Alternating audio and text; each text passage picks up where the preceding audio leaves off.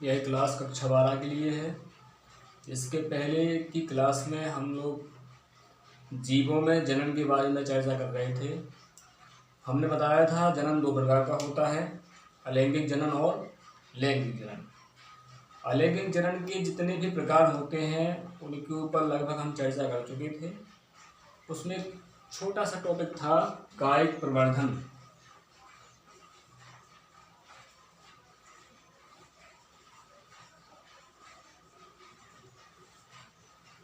इसके बारे में चर्चा करते हैं आज।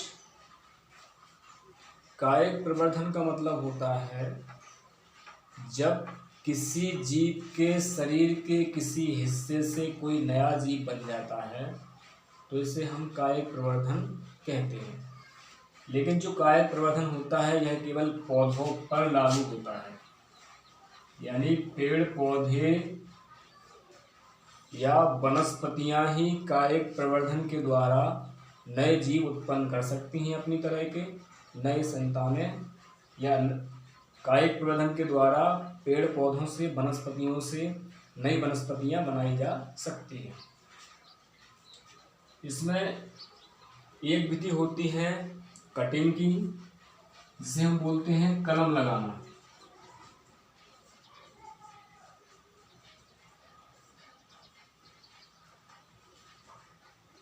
इसके बारे में हम सभी लोग जानते हैं। कलम लगाने का मतलब होता है किसी पौधे में यह क्षमता होती है कि उसकी किसी शाखा को काटकर यदि ज़मीन में गाड़ दें, उस ज़मीन में पर्याप्त नमी और ऑक्सीजन हो तो उस कटी हुई शाखा से जड़ें निकल आती हैं और ऊपरी भाग जो ज़मीन से बाहर निकला है उससे नई पत्तियां निकल आती हैं। इस तरह से किसी पौधे की किसी शाखा से एक नया पौधा बन जाता है। इसको हम लोग बोलते हैं कलम लगाना या कटिंग। इसका उदाहरण गुलाब। सभी लोग जानते हैं कि गुलाब की कोई शाखा काटकर जमीन में गाड़ दें, पानी डालते रहें तो उससे एक नया पौधा बन जाता है। दूसरा होता है दाव लगाना, जिसको हम लोग लेयरिंग कहते हैं इंग्लिश में। दाव लगाने से मतलब होता है कुछ पौधों की शाखाएं यदि जमीन को छू रही हों या झुकाकर जमीन में गाड़ दिया जाए तो जो हिस्सा ज़मीन में गड़ा है वहाँ से नई जड़ें निकल आती हैं और उस हिस्से को काट कर अलग कर दिया जाए तो एक नया पौधा बन जाता है। यह विधि चमेली के पौधे में अपना सकते हैं। चमेली की जो शाखाएं होती हैं, झुकी हुई शाखा को ज़मीन में गाड़ दें, दबा दें, पानी डालते रहें। कुछ समय बाद जो हिस्सा ज़मीन में गाड़ा गया है उससे जड़ें निकल आएंगी और शाखा को वहाँ से काट कर एक नया पौधा बना सकते हैं। तो इसको हम लोग दाव लगाना कहते हैं। अब इसका उदाहरण चमेली हो गया अपना। दाव कई तरह से लगा सकते हैं। एक तो हमने बताया ज़मीन में गाड़ दो। इसके अलावा कुछ पौधे ऐसे होते हैं कि उनकी शाखाओं पर ही मट्टी लपेट दो, ऊपर ही मट्टी लपेट दो किसी कपड़े से, उसमें पानी डालते रहो तो उस हिस्से में जड़ें निकल आती हैं। फिर हम उसको काट के ज़मीन में गाड़ सकते हैं, एक नया पौधा बन जाता है। तीसरी होती है ग्राफ्टिंग। ग्राफ्टिंग को हिंदी में बोलते हैं, क्या शब्द है वो, ग्राफ्टिंग ही लिखे दे रहे हैं।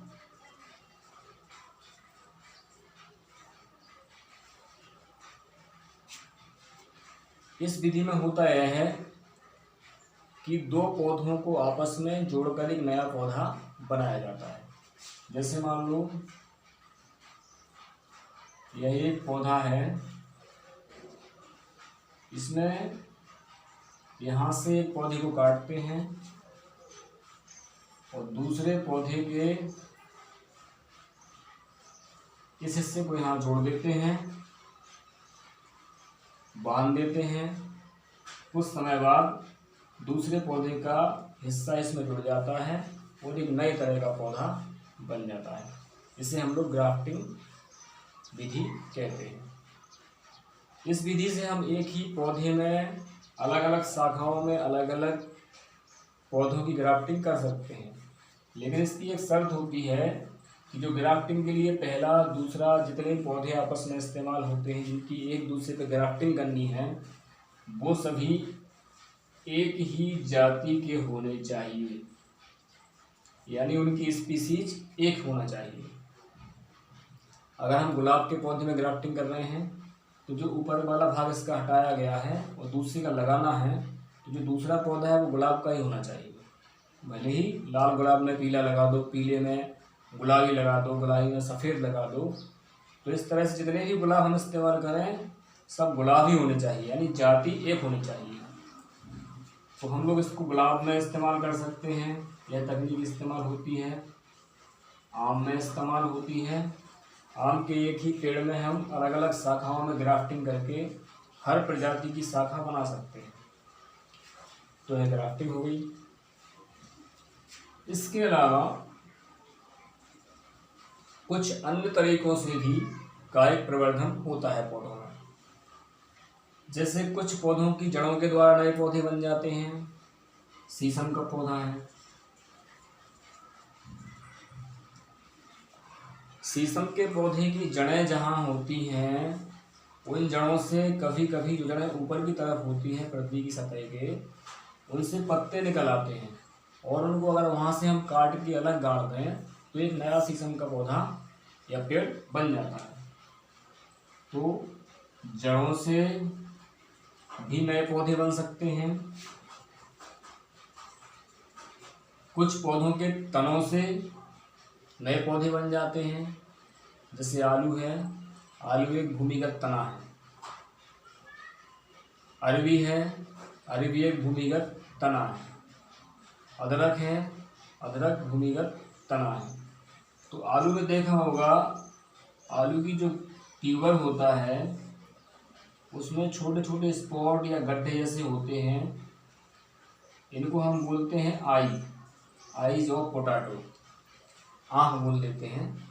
जहाँ पर ये गड्ढे होते हैं जिन्हें हम आँख बोलते हैं आलू में, वहाँ का थोड़ा सा पोर्शन काट के यदि ज़मीन में गाड़ दिया जाए तो इस पोर्शन से पत्ते निकल आएंगे और एक नया पौधा आलू का बन जाएगा। तो जड़ों से कायिक प्रवर्धन हो जाता है, नए पौधे बन जाते हैं। तने से कायिक प्रवर्धन होता है, नए पौधे बन जाते हैं। इसके अलावा पत्तियों से भी कायिक प्रवर्धन होता है। ब्रायोफाइलम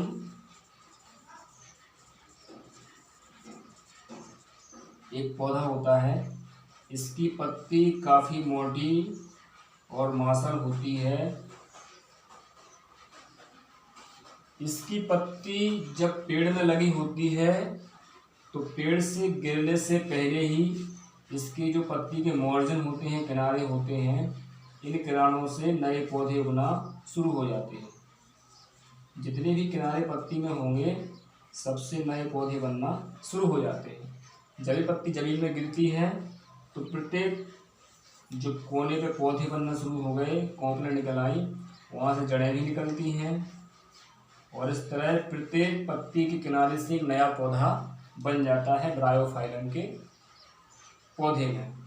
तो हमने देखा कि तने से भी नए पौधे बन सकते हैं, पत्तियों से नए पौधे बन सकते हैं, जड़ों से नए पौधे बन सकते हैं और कलम लगा के, दाव लगा के, ग्राफ्टिंग करके भी हम लोग नए पौधे बना सकते हैं।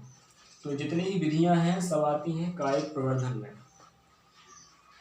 अब कायिक प्रवर्धन को लैंगिक और अलैंगिक जनन से अलग हटके विधि माना गया है, लेकिन चूंकि कायिक प्रवर्धन में ही एक ही जीव, पौधा है तो एक ही पौधा, दो पौधों की आवश्यकता नहीं होती, एक ही जीव के द्वारा नए जीव उत्पन्न हो रहे हैं, इसलिए हम इसे अलैंगिक जनन की ही विधि मानते हैं।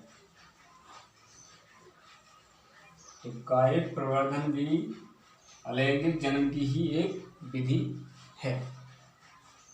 इससे आगे नेक्स्ट क्लास में।